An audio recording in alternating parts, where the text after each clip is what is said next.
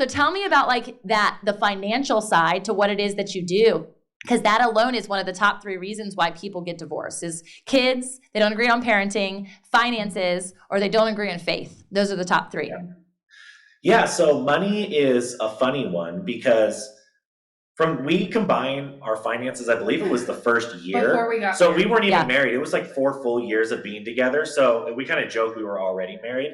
But I grew up seeing everything wrong to do when it comes to money. And so I think that actually it hindered me like in my late teens, early 20s, because I started to notice I got into those paths, but ultimately helped me because now I basically got a first row seat for what not to do. Yeah. We always had a rule because I would only say that we've seen financial abundance in our lives probably the past 2 to 3 years. Right. So that means there was 8 years where it was like a struggle. And we had a rule where it was just like, hey, we're combined accounts, but like if it's over X amount of money, can you just at least like say, hey, I want to spend $50 on this. Yep. $50 back then was a lot. And so I think we just had that level of respect when it came to money of, okay, we combine our finances. So we're obviously just going to like split the bills. Yep.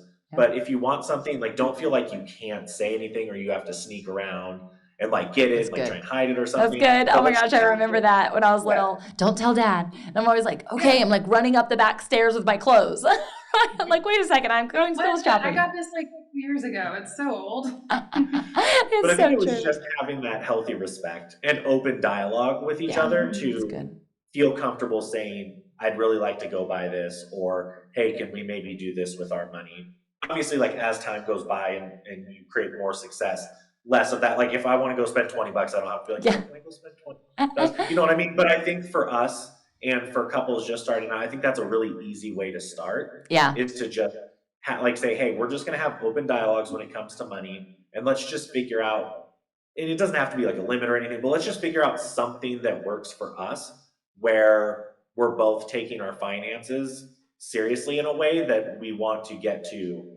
And you can talk about this it's like, what are your goals as a couple 10, 20 years? Yeah. So like, let's make decisions now for where we want to be 5, 10, 20 years down the road. And I think that the earlier you can have those conversations and then just that open space to be able to be honest about them really, really helps. Because I know money is a particular issue because some people come from money. Some people don't come from money. Some people like come from really no money or like have never been taught money management and principles. So there can be a lot of fear and things around money. Yeah. But again, I think if you just give that open space, I think that helps a lot, especially in the beginning. Mm-hmm. And what seems to help us is we are always, like he said, we're always in communication with what's going on with our money. But like, if I want to buy something, I don't have to ask him permission. Like there's a barometer. But if I wanted to spend something that was a little more, I might chat with him and just say like, I'd really want to do this. Can we do this? And then we figure out like, yeah, we can totally do it. Just, it's more not asking for permission. It's more just a respect for the other person because it is the other person's money as well. Yeah. And we just have a plan for everything. We're huge planners and schedulers. We have every bill written down. We know everything that's going out, when it's going out. And Michael kind of is the main, like, he's really good with numbers. So he's kind of the main, like, planning for like, okay, what are we saving? What are we doing here? And we manage together. I think a lot of women fall into that too, is thinking like, oh, my husband will take care of it. And like, I wanted to make sure that I at least know what's going on. We're making goals together. We're in on it together. It sometimes just makes more sense for one person to be like doing the paying or like doing the moving so that you're not organization. Sure. Yeah. But being on the same page together and the goals is so true. Yeah, I feel like if my husband and I didn't have those conversations clearly, and I'll be honest, like I was probably one of those women for a really long time.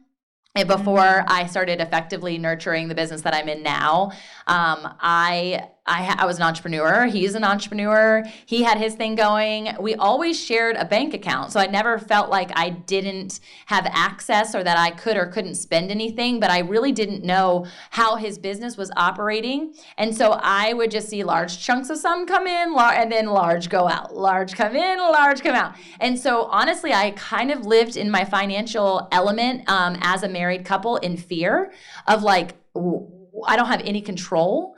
And when I then became a stay-at-home mom without my business for several years, that was even more of a conversation. And of course, carrying that trauma from my childhood into my relationship, I'm like, I want to earn money because I want to buy my own insert X, or I want to pay for the kids' school, or I had this like ego and pride connected to finances and why I was showing up doing business, rather than it being for us and it being for this future that we have planned and it fueling a togetherness. And so it's been an evolution for me. And I'm really open with women about it, specifically because I do feel like we fall into that pocket and can fall into that prey. I know people who have gambled their pink slips to their house away. I know people who they come home and they don't realize that their water bill's not working or their lights aren't turned on, and they didn't even know that so-and-so didn't pay the bill. And so I want to be financially literate. And when we're talking about like the element, which we can get into a little bit, I know it's fun for you guys, is the real estate game, is like, how do we manage that? Because that's a whole nother layer of finances, but it's also a whole nother layer of freedom when we can do it effectively.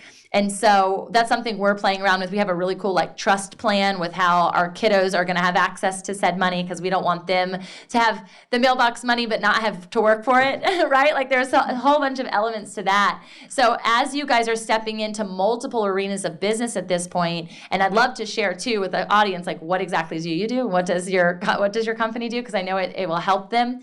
How have you guys managed like having those dreams connected to real estate, and what your goals are in that regard? Yeah, I think that long term, our goal was always like, let's be able to live the rest of our life and not have to, like so many people where it's like, oh, I get to start living my life at 68 or Right. 70. Like there's things that we wanted to do. And so it's, okay, well, what would afford us a life of being able to do that? Okay, well, it has to be on some level, at least remote. But ideally, if we want to be able to travel like we do and just be able to completely unplug, it has to be something, like you said, that's kind of like mailbox money in essence, Yeah. that will basically, and that's what got us to start looking at real estate. And real estate was kind of always in the back of our minds. But I think it was just like, let's figure out this step. Okay, let's get here with our agency. Okay, now we have enough results where it's like, okay, now people are asking us to teach. So now we're doing coaching and consulting. And so then it's, okay, well, what's the next step? Like, reinvest back into, because everyone's like, oh, well, why don't you like spend all your money or like in things like that? We're like, we're busy reinvesting it. Yeah. You know what I mean? Yeah. It seems kind of like boring. We're busy but, saving it. yeah, I know, right? And so then the next step is obviously then being able to, buy real estate, Yep.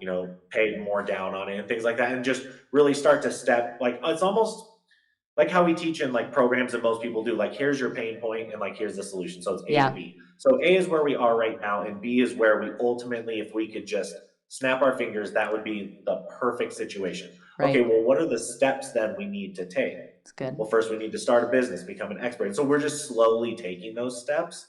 I mean, it's been 4 years. It's gone by really fast. 4 years. I know, it always does.